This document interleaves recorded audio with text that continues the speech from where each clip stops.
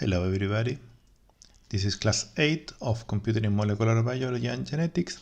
We will speak about vectors in R. Why we want to do this? Because we want to make plots like this.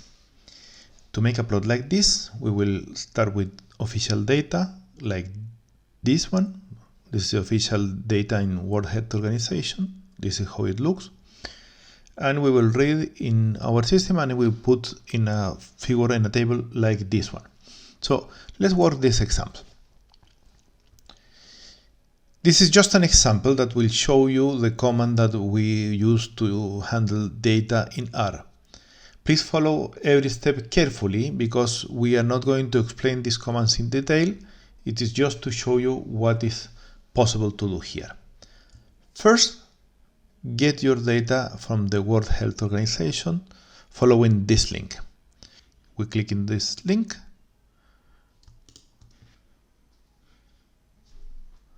and it looks like this.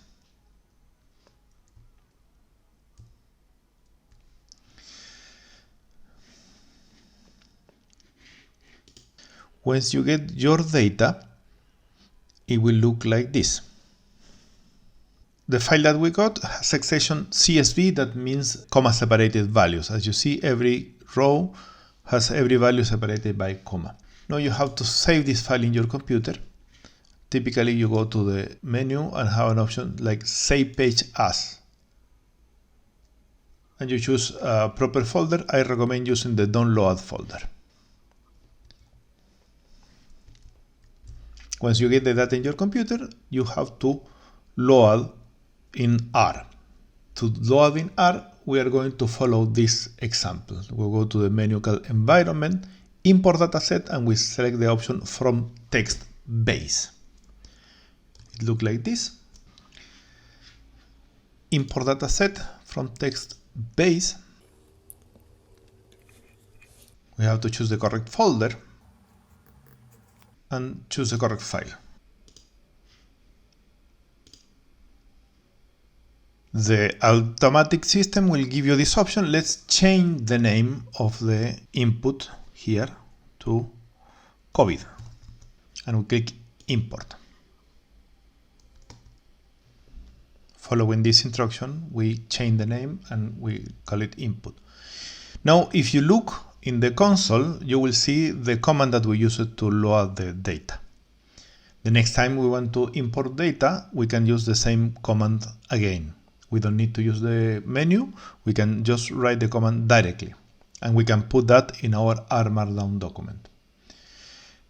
After we did this, we can see that the file is loaded in our system. We do it by looking at our R system. Here in this corner, we see a description of the data inside our system, the data in our memory.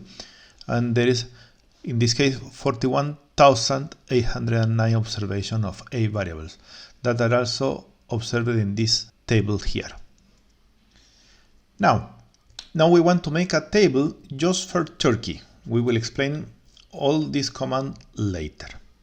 Just copy and paste this command and apply in R. Here in the console. If everything goes right, you get a new value here that corresponds to Turkey with less observation and the same number of variables. You can look inside it. And here we have the data for Turkey.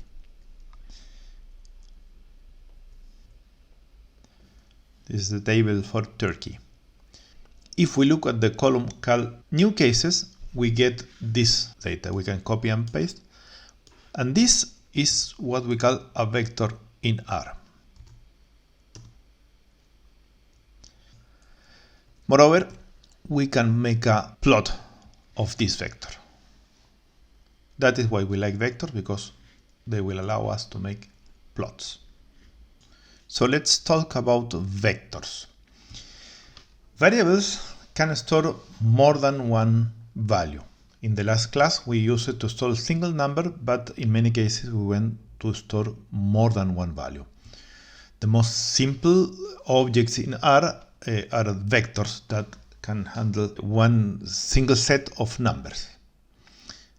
Vectors are a kind of data structure, and in general, data structures are the way that we organize information inside the computer.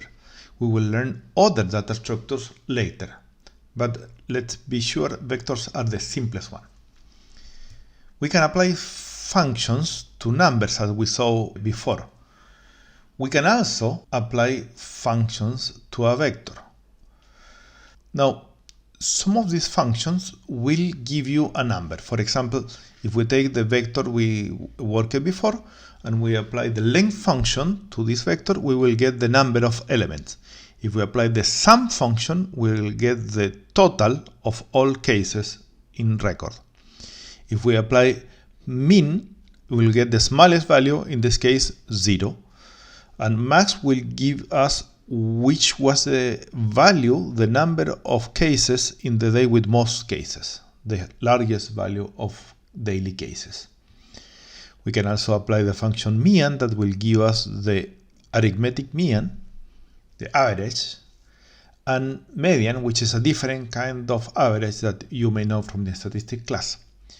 From your statistics class, you can also probably know about variance and about standard deviation that are easily calculated with the corresponding functions.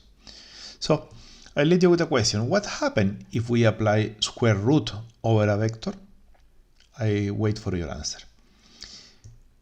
How we create a vector? Well, the simple way to create a vector is by simple concatenation of numbers. The function c, written with small letters and parentheses, take one or more values and make a single vector of them. You have to remember that concatenation literally means to put in the same chain in Latin. As before, when we create a value, we want to store it in a variable using the arrow operator for assignment, the same as we did in the previous class. Now, for example, we have an x with the value 1, 2, and 3, and y with the value 10 and 20. Vectors can also be concatenated. We can make a new vector concatenating x, y, and a constant. The resulting vector has 6 elements, the element of x, the element of y, and the new element. And in particular, a number is also a vector, a particular vector of size 1. If the vector has one element, you don't need to use c. It is much direct to just write directly the number. In this sense, we can think that numbers are just a particular case of vector of size 1. So if you are writing a vector with only one element, you don't need to use the concatenation, you can just write directly the number. There are other ways to create vectors. For example, if we have the case that we repeat a number several times, we can use the rep function that takes 2 elements. The first is what do you want to repeat, and the second is how many times you want to repeat. The first element can be also a vector, in which case the complete vector is repeated many times as the second operator indicates. If the second input is also a vector, they must be of the same size, and then each element of the first vector is repeated according to the value of the second vector. In this case, 7 is repeated 2 times, 9 is repeated 1 time, and 13 is repeated 3 times. Another way to create vectors is to use sequence. For example, if we want a vector with the integer number between 4 and 20, we just say 4 colon 20, and this will create the vector that we want. Essentially, every time we have two numbers separated by colon, it will result in a vector from the first value up to the second value. So AB becomes A plus 1, A plus 2, until B. Another way to write A colon B is to use the function sec that represents a sequence of numbers. In this case, we can write the sequence from 4 to 20, which is essentially the same as writing 4 colon 20, but it has some advantage. In particular, using the function sec, we can go from 4 to 10 in increment of 2. There is another input that allows us to specify what is the step that we want to grow by. we have problem remembering the meaning of the several options. When functions have several inputs, it is harder to remember.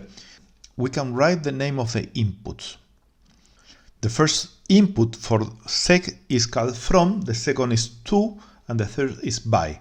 You can write them directly, separated with the equal sign.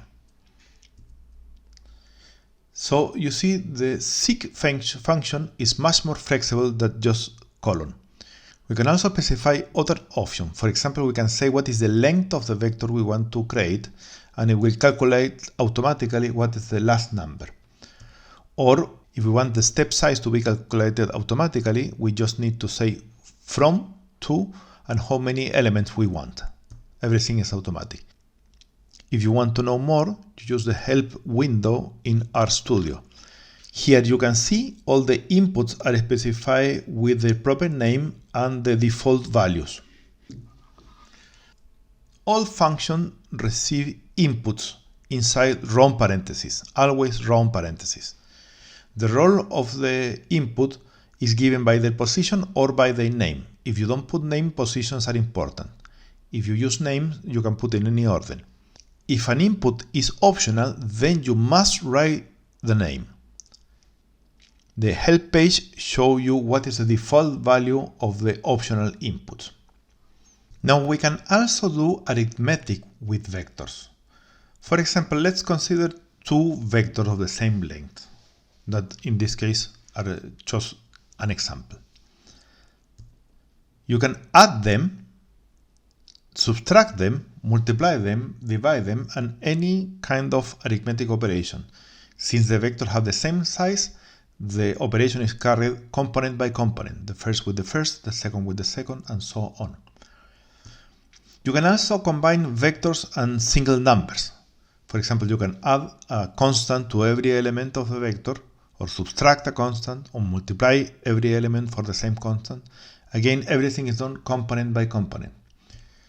So we can make any kind of new vector combining either two vectors of the same length or one vector and a single number. In other words, we can combine a vector of any length with another vector of length 1. So I leave you with another question. What happens if the vectors that we are combining don't have the same length? In summary, we can create vector with C, rep, and sec. Later we may learn other functions to create vector. We have a shorthand for the sec function, which is colon. A colon B is the shorthand from the sequence from A to B. We can read vectors from files. We will learn that later. And we can use some function over vector. Some of these functions give you another vector, and some functions give you just a single number. And also we can do arithmetic with vectors. Vector with vector of the same length and vector with number.